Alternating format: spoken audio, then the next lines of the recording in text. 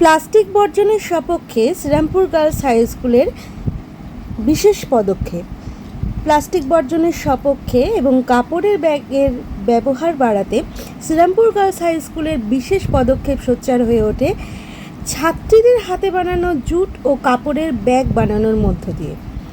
যেই ব্যাগ পথচারীদের এবং ক্রেতাদের হাতে তুলে দেওয়া হয়।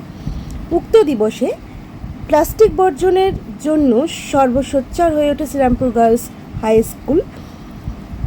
সকল ছাত্রীবৃন্দের উপস্থাপনা এবং উদ্যোগ পরিবেশ দূষণের এক বিশেষ অঙ্গ হিসেবে প্লাস্টিক ও পলিথিনের ব্যবহার ও যত্রতত্র যা তা হলে প্রতিনিয়ত পলিথিন নিক্ষেপ করা, প্রতিনিয়ত দূষিত হয়ে চলছে মাটি, যার মাধ্যমে এবং তার ধারণ ক্ষমতা দূষিত হয়ে চলছে, মানুষের জীবনযাত্রাকে দূষিত করে চলছে।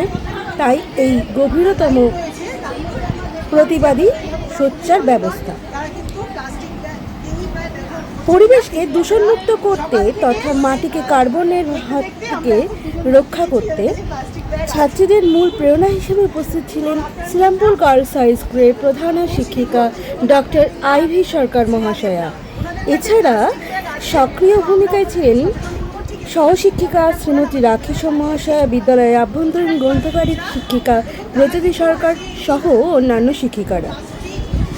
উক্ত দিবসে শ্রীরামপুর গার্লস হাই স্কুলের বানানো বিভিন্ন ব্যাগ এবং ব্যানার সমেত শোভাযাত্রার মাধ্যমে পথচারীদের হাতে প্লাস্টিক বর্জন করে কাপড়ের ব্যাগ তুলে দেওয়ার এক নিরলস প্রয়াস চলতে থাকে।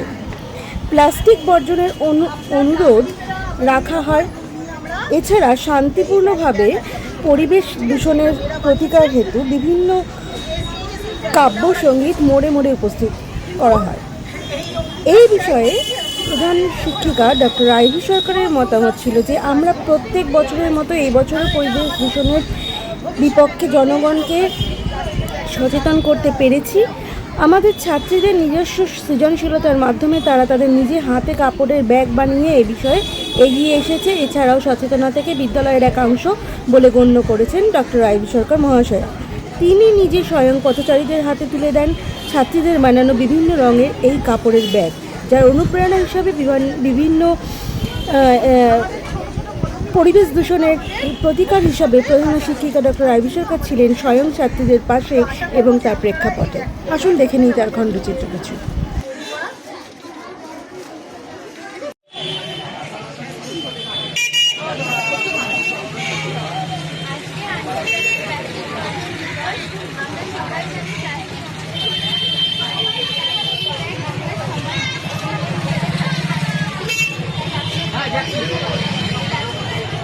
হরে কৃষ্ণ।